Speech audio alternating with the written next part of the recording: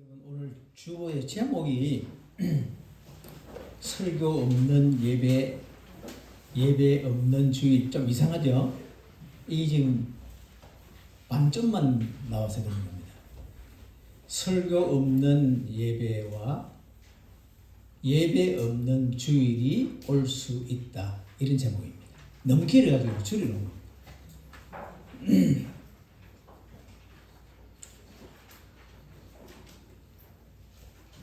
집사님 한 분이 중환자실에서 임종을 할 시간이 되었습니다. 담임 목사님이 급히 신방을 했습니다. 이제 세상 떠나기 직전인 것을 판단하면 목사들이 주로 하는 게 뭐냐면 이 사람이 구원받았나 이걸 하거든요. 우리 목사님이 성경을 읽었습니다. 요한복음 3장 16절. 하나님이 세상을 이처럼 사랑하사 독생자를 주셨으니 이는 저를 믿는 자마다 멸망하지 않고 영생을 얻으리라. 사도행전 2장 21절.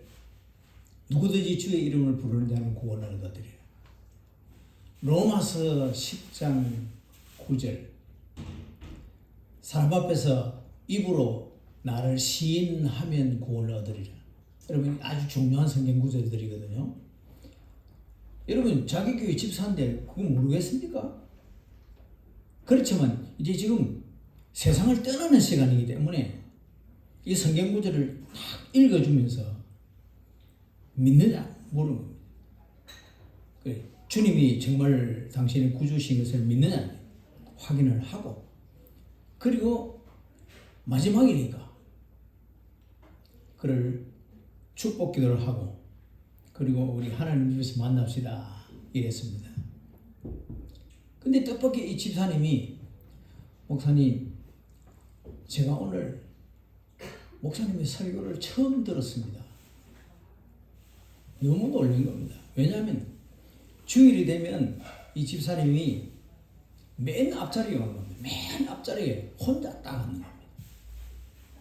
그리고 예배를 드린 10년을 그렇게 보았습니다. 그러니까 이 목사님이 생각에는 모범 집사죠. 예배의 맨 앞자리에 언제나 먼저 나와서 준비하고 예배를 마치고 돌아가니까 모범 집사로 생각한 겁니다. 그런데 설교를 처음 들었다는 겁니다. 그러면서 얘기합니다. 내가 맨 앞자리에 앉는 것은 다른 사람들이 앞자리 잘 안 오니까 자기 혼자 앉으려고 맨 앞자리에 앉는다는 겁니다. 믿음으로 앉는 게 아니었습니다. 목사님이 성경 봉독을 하고 설교를 시작하면 지난 한 주간 내가 사업했던 것들을 머리에 쭉 그려보는 겁니다. 일들이 어떻게 진행되었는가, 돈은 얼마나 벌어졌는가, 얼마나 손해를 보았는가, 이런 걸 쭉 머리에 그려봅니다. 그리고 다음 주간에 내가 해야 될 일들을 머리에 구상한 대로 정리를 해보는 겁니다. 이런 일들을 해볼 것이다. 이렇게 혼자서 이 주간, 다음 주간을 생각하면 목사님 설교가 끝난다는 겁니다. 그렇게 10년을 예배에 참석은 했지만 설교를 한 번도 듣지 않고 오늘 죽음의 자리에 이르렀던 겁니다.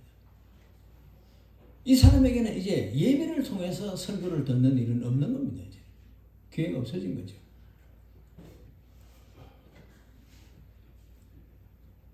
오늘 3절로 5절은 많은 적그리스도가 나타날 것이다. 그리고 교인들을 미혹해서 넘어뜨릴 것이다 하는 말씀이고요.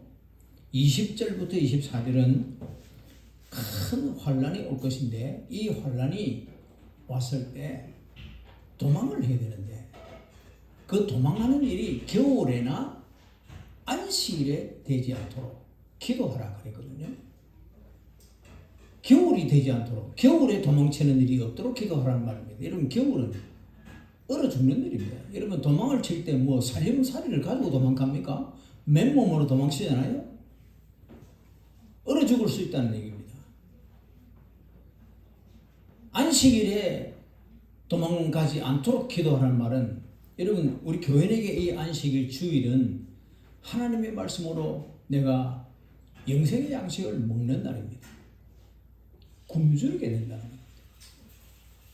그래서 환난을 맞이하더라도 교인들은 하나님 앞에 예배를 드리는 주일을 지키는 일, 그리고 예배 중에 하나님의 말씀을 듣는 일을 항상 우선으로 하고 사는 것이 교인이 해야 될 일이라 이걸 주님이 말씀하신 겁니다. 우리 믿음의 선배들은 일제 탄압을 받을 때 예배 없는 주일을 경험한 적이 있습니다. 우리나라 6.25 전쟁은 우리 국민의 입장에서는 나라가 없어질 뻔한 너무도 중대한 일이었고 정말 우리 민족의 비극이고 아픔이었습니다. 이 6.25 전쟁 때 우리 국민들이 150만 명이나 죽었습니다. 150만 명이나 폭격을 당하거나 총살을 당하거나 그렇게 죽었습니다. 6.25 다음 날 유엔 안보리에서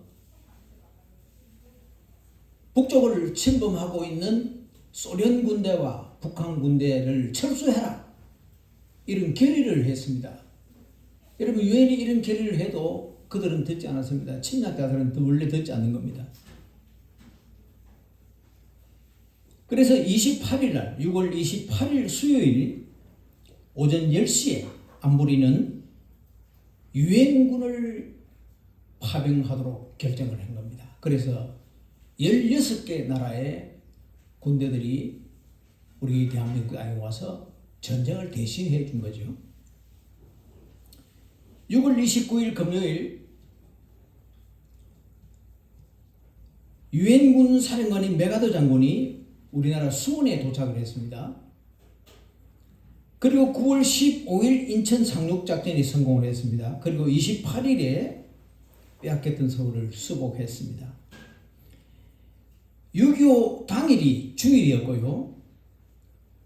9월 28일 서울을 다시 탈환하고 수복한 날이 9월 28일인데 목요일이었습니다. 이때까지 주일을 14번 지냈습니다.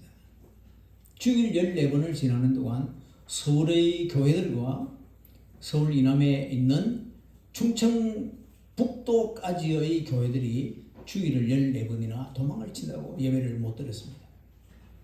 주일이라도 예배를 드릴 수 없었습니다. 그러면 그들은 예배도 드리지 못했고 하나님의 말씀도 듣지 못했다는 얘기입니다. 1953년까지 3년 동안 나라가 전쟁통에 낙동강까지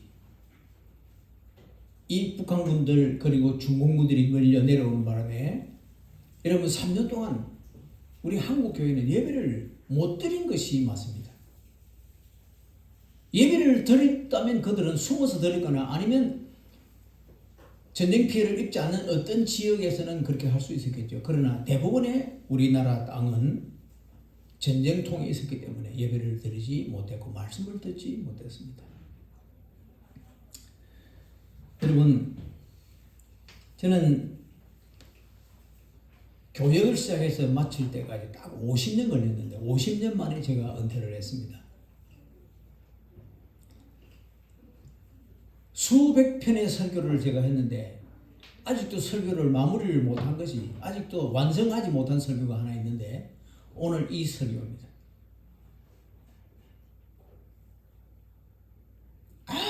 아무리 보충하고 아무리 다듬고 다시 다듬어도 시원하지를 않아요. 이 정도 하면 되겠다 하는 마음이 들지 않는 설교가 오늘 이 본문입니다. 오늘 본문으로 여러분들이 오늘 말씀을 드리려고 하는 겁니다. 지금도 저 북한에는 주일에 예배를 못 드리는 주일이 계속 지나가고 있습니다. 저 중공 땅에는 숨어서 예배를 드리는 사람들이 약 1억 5천 명 정도 되는데 1억 5천만 명 정도 되는데 이들은 소리를 내지 못하고 중얼거리면서 찬송을 부르고 그들은 하나님의 말씀을 듣는 시간도 어떨 때는 자기들끼리 돌아가면서 성경을 읽고 느낀 바 혹은 감동받은 바를 설명하는 것으로 예배를 마치는 때가 대부분입니다. 2005년 8월에 우리 교단의 1호 선교사였던 유한준 선교사는 지난해 10월에 별세를 하셨는데 이 어른과 제가 중국 선교를 30년 같이 했습니다.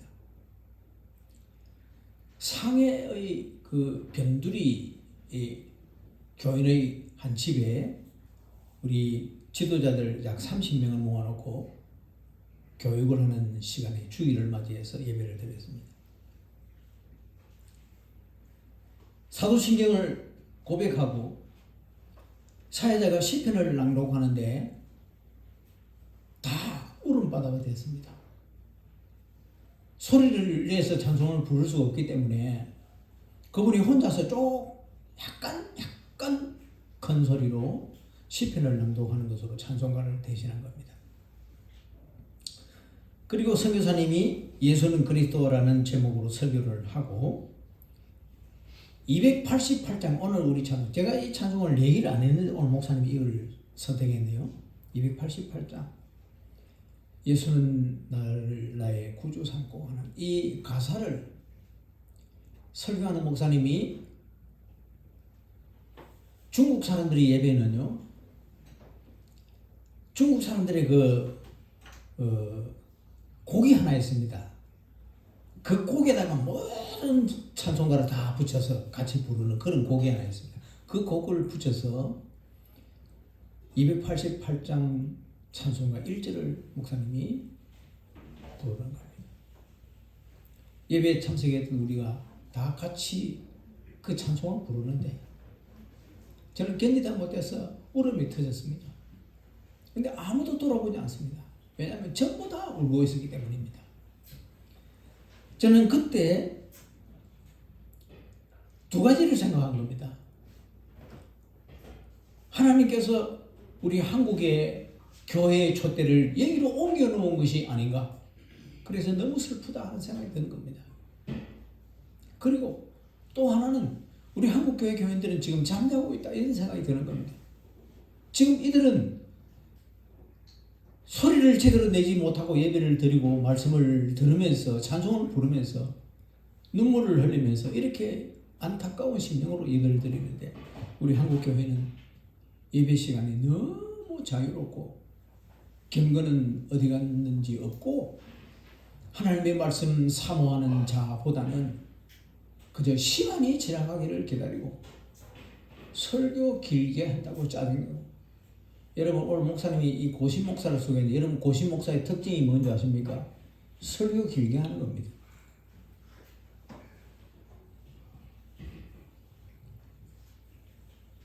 여러분 정말 우리 주님 오실 시각이 임박해서 그런지 몰라도 주일에 예배 없는 교회가 너무 많습니다. 예배 중에 말씀이 생략된 소위 예배들이 너무 많아지고 있다는 겁니다. 여러분 우리가 부른간 주님 앞으로 돌아가야 됩니다. 주님 부르시면 가야 됩니다. 가서 뭐라고 말씀드릴 거냐.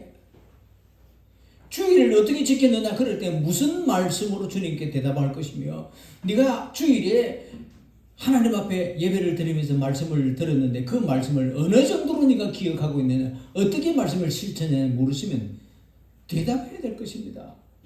그런데 여러분 자신이 있으십니까? 저는 이제 목회를 좀 잘 해볼 수 있겠다 싶었는데 정년에 대해서 은퇴를 하고 보니까 너무 아쉬워요. 시간이 없습니다, 여러분. 지금 우리 대한민국이 자유가 주어져 있는 나라지만은 여러분 이 자유가 언제까지 주어져 있는다는 건 아무도 모릅니다. 여러분 우리가 하나님 앞에 예배를 드릴 수 있다는 것 감사해야 합니다. 예배 중에 하나님의 말씀을 들을 수 있다는 것보다 더 큰 축복이 없는 겁니다. 여러분 우리 한국교회 교인들이 1년에 설교를 몇 번이나 듣는지 여러분 계산해 보신 적이 혹 있으십니까? 주일 오전, 오후 아니면 밤 수요 예배 한 주간에 3번씩 1년은 156번입니다. 새벽기도 365일 보태면 521번 예배를 드리고 말씀을 상고합니다. 여러분 이 일을 저는 70평생 계속해 왔습니다. 저는 모태신앙이기 때문에 한 번도 교회를 떠나본 적이 없습니다. 하나님의 말씀을 40년, 50년, 60년, 70년 계속 반복 설교를 듣는데도 불구하고 우리가 이것밖에 되지 못하는 이런 상황에 하나님께서 이렇게 설교를 계속 듣게 하신 것은 이렇게 말씀을 계속 들어도 겨우 살아가고 있는 너희들인데 말씀 듣지 않고는 너희는 죽는다는 얘기입니다. 우리 한국교회처럼 설교를 들을 수 있는 기회, TV 채널만 맞추면 설교 들을 수 있고 방송 채널만 맞추면 방송 설교 들을 수 있잖아요. 이런 나라가 이 지구에 257개 나라 가운데 10나라도 되지 않습니다.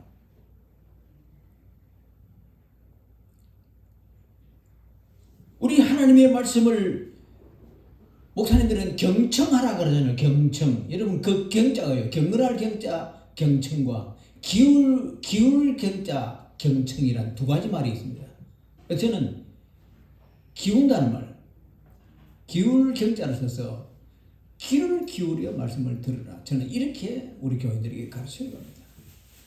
여러분 하나님의 말씀은 경청하지 않으면 하나님의 성령이 깨닫게 안 하십니다. 여러분 하나님의 성령이 감동하시지 않으면 절대로 깨닫지 못하는 것이 하나님의 말씀입니다.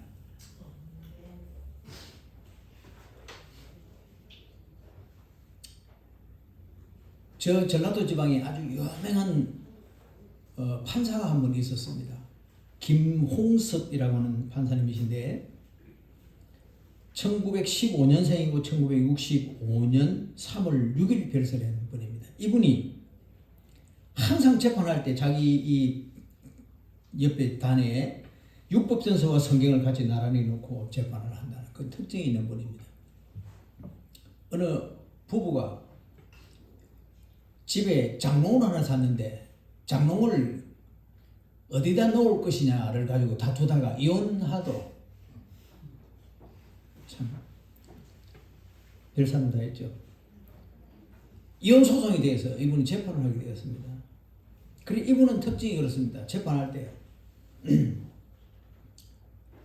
피고를 일어서라 딱 일어세운대요. 세워놓고 하나님 앞에서 당신들이나 나는 다 같이 죄인인데 그러나 불행하게도 나는 대한민국의 법관이라서 여러분들을 재판하게 되었어요. 용서하시기 바랍니다. 이러고 재판한다는 겁니다. 그래 이제 둘이 이혼을 하면 아이는 누가 데리고 갈 것이냐, 재산은 어떻게 할 것이냐, 이거 지금 논해야 될 거 아닙니까? 그래 재산 나누기 전에 아이가 옆에 와서 앉아 있습니다. 그 아이를 보고 얘야, 아빠 엄마가 지금 서로 나누어지면 너는 누구하고 살고 싶나 물었습니다. 그랬더니 이 아이가 아빠 엄마의 손을 한쪽씩 잡고 같이 살고 싶어요 하는 겁니다. 그래서 이 판사가 한 달을 연기를 했습니다. 재판을 한 달 연기를 하면서 고린도전서 13장을 다음 재판 때까지 계속 읽고 재판에 나오라 이렇게 부탁을 했습니다. 여러분 고린도전서 13장 우리 알잖아요. 부부가 이 성경을 읽을 때 하나님의 성령이 그들의 마음을 만지셨습니다. 하나님의 말씀이 그들의 마음과 생각을 감동시켜서 변화를 시켰습니다. 그래서 이 부부가 이혼 소송을 취하하고 그냥 편안하게 살게 되었다. 이런 결론입니다. 여러분 우리가 하나님의 말씀을 들을 수 있는 것이 얼마나 감사한지, 또 하나님의 말씀을 들을 때 우리 하나님께서 이 말씀을 통해서 나를 감화시키고 나를 변화시켜 주시는 은혜를 덧입는다는 것만큼 큰 축복이 없는 겁니다.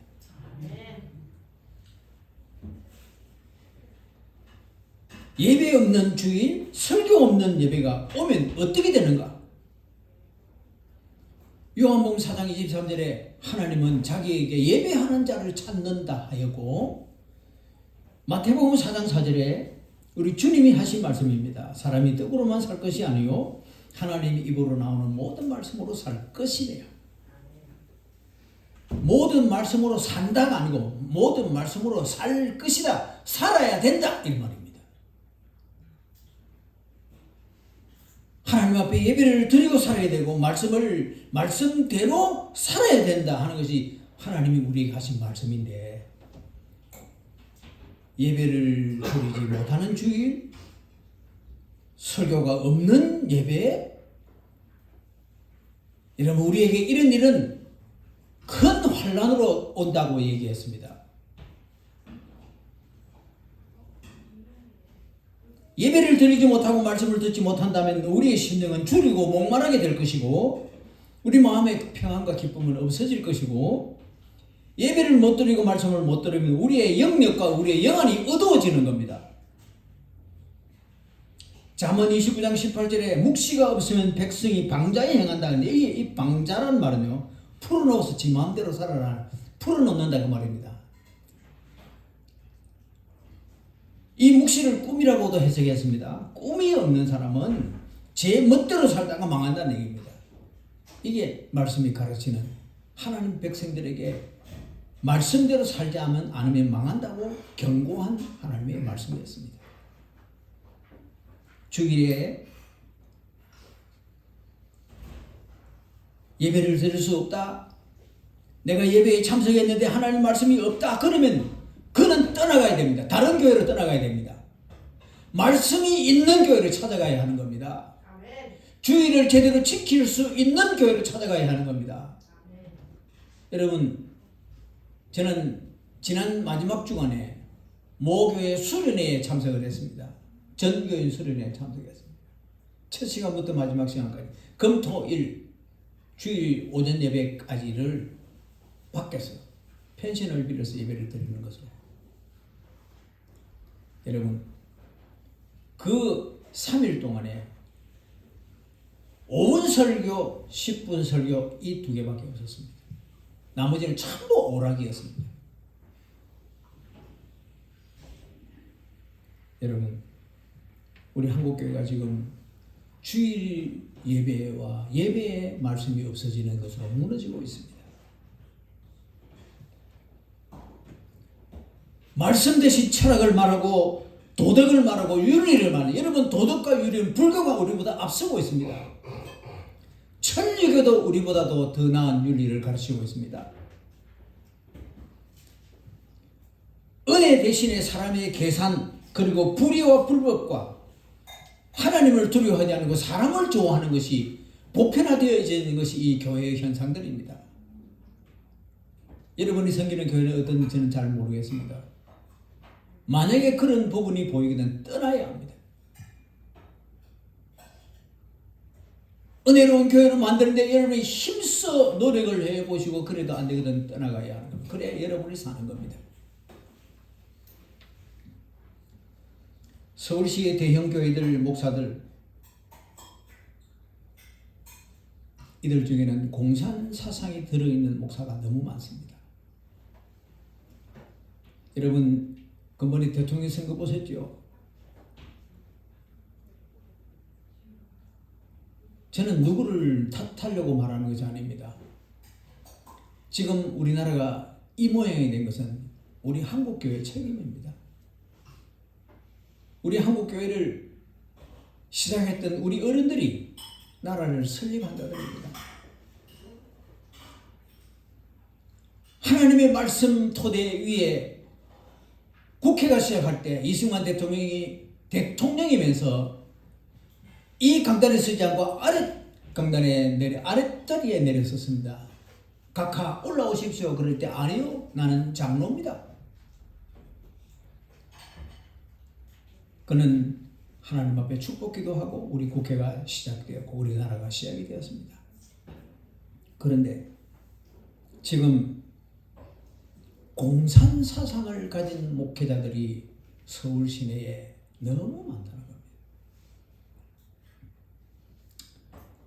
여러분, 우리 고신에 학생신앙운동 아시죠? SFC라는 학생신앙운동 들어보셨죠?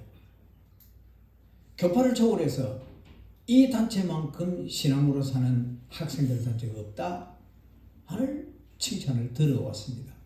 그런데 우리 어른들이 지금 이 SFC를 폐쇄해야 되지 않겠나 하는 말을 합니다. 왜 그렇습니까? 물었더니 간사들 절반쯤이 주체 사상이 물들어 있다는 겁니다.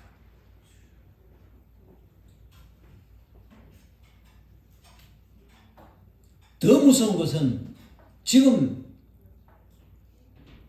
이 공산 사상, 주체 사상을 가진 이들이 교묘하게 학생을 포섭해서 대학을 공부시키고 신학대학원을 졸업하게 만들고 그 교단에서 강도사가 되게 하고 강도사에서 목사고시를 하게 하고 그래서 정상적인 교회 목회자로 청빙을 받아서 목회를 하게 만든다는 겁니다.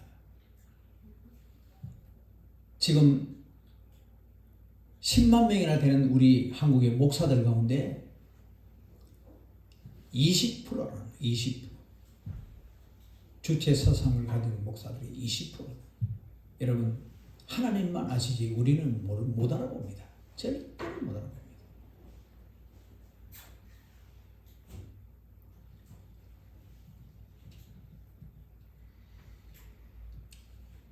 광화문에 정광 목사님이 유튜브를 많이 하는데 그 유튜브에 보니까 이런 말씀을 하대요.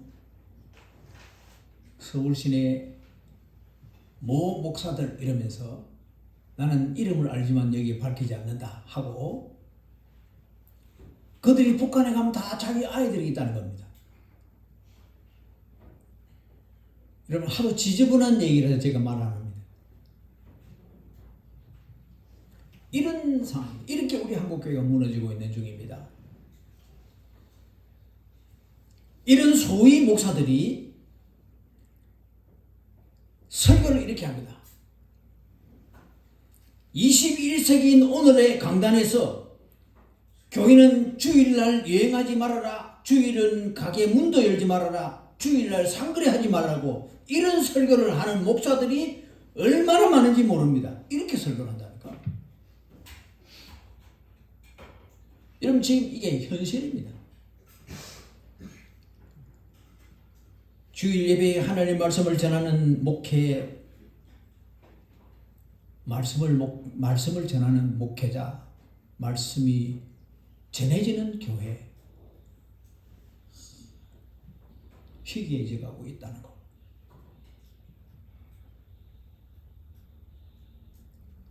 목사들이 웃기는 얘기만 하고 있거든요. 강단에서. 여러분, 개그맨입니까? 목사가?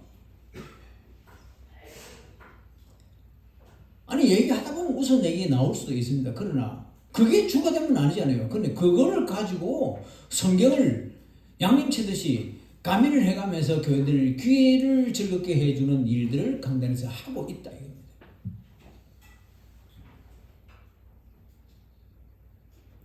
여러분, 이 일이 계속되면 예수님 없는 기독교가 있을 수 있고 기도 없는 교회 모임, 성경 없는 기관 모임, 십자가와 구속의 은총을 들을 수 없는 이런 단체가 될 수밖에 없다는 겁니다. 여러분, 예배가 없고 말씀이 없으면 부활도 없습니다. 영생도 없습니다. 천국도 없습니다. 지금 지옥 설교하는 설교 들어보신 적 있습니까? 지옥 설교를 안 합니다. 저는 어릴 때부터 우리 어머니를 따라 어른들 예배에 참석을 했기 때문에 너무 천당 지옥 설교하는, 요즘 천당 설교 또 잘 안 해요. 천당 뭐 가봐야 알지, 뭐 천당이 있는지 없는지 네가 아나 가봤나 이런다는 거죠.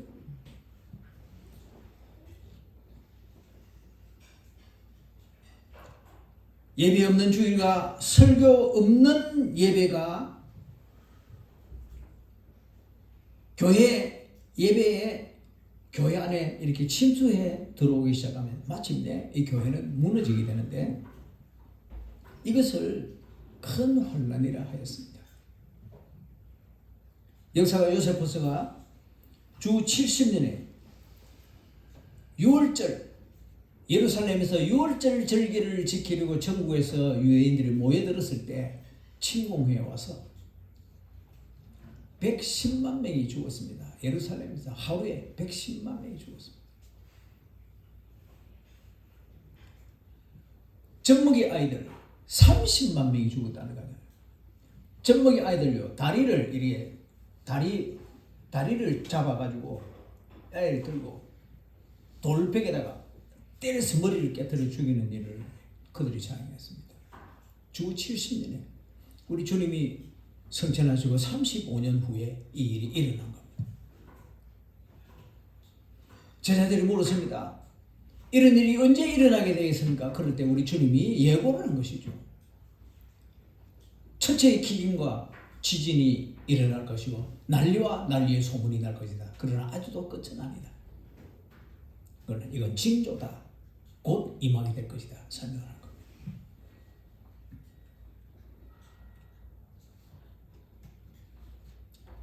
여러분, 노아가 하나님 명령으로 방주를 만들 때 그는 방주만 만드는 게 아닙니다. 틈틈이 마을로 내려와서 사람들에게 말씀을 선포했습니다. 그러나 방주가 완성되고 노아가 말씀 전파가 딱 끝나는 시간에 하늘의 창이 물이 쏟아지고 땅에 샘들이 터져서 홍수 심판이 시작된 겁니다. 말씀이 끝나자 곧 홍수 심판이 시작됐다는 거, 여러분 잘 보셔야 됩니다. 이 예배 없는 주일, 말씀 없는 예배가 오게 되는 원인은 뭔가? 마귀의 최후 발악입니다. 러시아가 주일에 교인들을 불러내서 노역을 시켰습니다. 예배를 못 드리도록. 3살부터 8살까지 아이들에게 교회 예배에 참석 못하도록 금지령을 내렸습니다. 목사들과 교육자들을 반동 분자로 몰아서 얼음 구덩이에 던져놓거나 아니면 죽이는 것으로, 아니면 총살하는 것으로, 그렇게 구소련이 그 일을 진행했습니다. 어떻게 됐습니까? 15개 나라로 나누어졌습니다.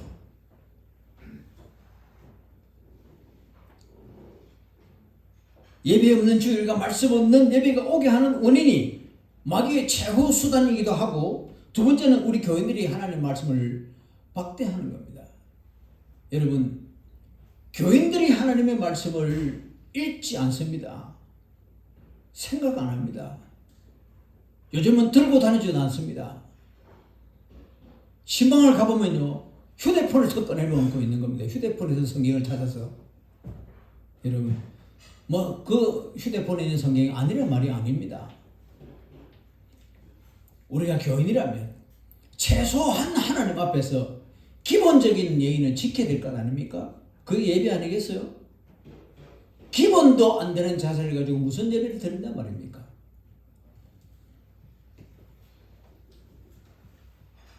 예배 없는 주일, 말씀 없는 예배가 오게 하는 원인 중에 또 하나는 목회자들이 하나님의 말씀을 무시하고 있다는 얘기입니다. 성경 연구 안 합니다. 기도 안 합니다.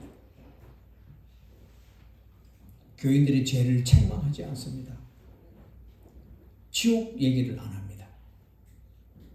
우리 주님이 십자가 잘하지 않습니다. 십자가에 피 이런 말을 하기 싫어서 안 합니다. 이성에 넘어집니다. 하나님을 두려워하지 않습니다. 이러니 주일이 와도 예배 드릴 생각이 없고 예배에 참석해도 말씀 들을 생각이 없는 겁니다. 말씀 들을 귀가 없는 거죠. 제가 이제 줄이고 얘기를 하는데 이제 마무리를 하려고 합니다.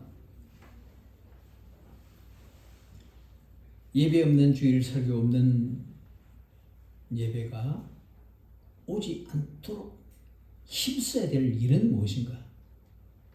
믿음에 굳게 서야 되는 겁니다.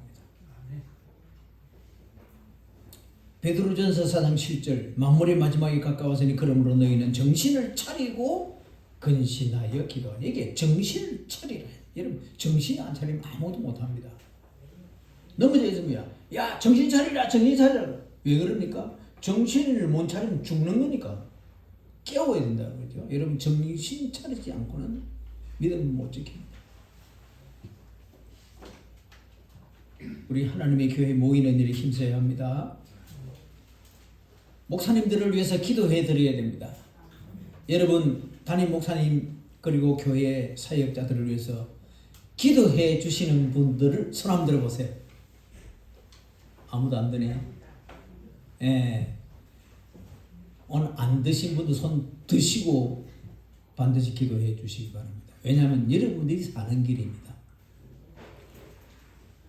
우리 정 목사님은 하루도 안 빠지게 새벽 기도하는 사람이거든요. 우리 언파교회는 진짜 특급 복 받은 사람들이에요. 김일성이가 가짜 교회를 만들었습니다. 봉수교회라고 가짜 교회를 만들었습니다. 200명 특별 200명을 딱 뽑아가지고 교육을 시키고 성경을 요약을 해가지고 달달달 외우도록. 그리고 봉수교회 예배를 드릴 때마다 딱 가서 200명이 앉도록 만들어놔요. 그 예배에 참석했던 우리 한국교회가 목사들이 감동을 받고 와서 이야 그들이 찬송 부르는데 기계 같더라. 기도하는데 기계 같더라. 정상 뉴스더라. 여러분 가짜교회 예배에 오십시오 오십시오 우리도 자유가 있습니다. 이래가지고 미국 교인들 우리 한국 교인들이 제일 많이 갔습니다. 너무 감동. 우리 한국 교인들 감동 받으면 그냥 주머니 다 털잖아요. 헌금을 막 그날 헌금 주머니에 가득 넣어주고 김일성이가 막 좋아하네. 이거 아이고 이 돈이 들어오는구나 이래가지고 세계 만방에 알리는 겁니다. 봉수교회에 있다고. 여러분 그 가짜교회라고 막 욕을 했는데 우리 한국교회 어느 목사님이 실사를 해본 겁니다. 여러분 성경을 의자에 구멍을 딱 내가지고 이걸 달아놓은 겁니다. 성경을 못 가져가도록. 그런데 성경이 없어지는 겁니다. 자꾸 찢어져 가는 겁니다. 한 장씩 없어지는 겁니다. 누가 가져가겠습니까? 가짜교회 교인들이 와가지고 성경을 읽다 보니까 하나님의 성령이 감동하시는 거죠. 그들이 성경을 찢어가는 겁니다. 그래서 우리 한국교회가 계속해서 지원해 주어라. 먹을 것도 보내주고 성경도 보내주고 이래서 지금 우리 한국교회가 하고 있는 겁니다.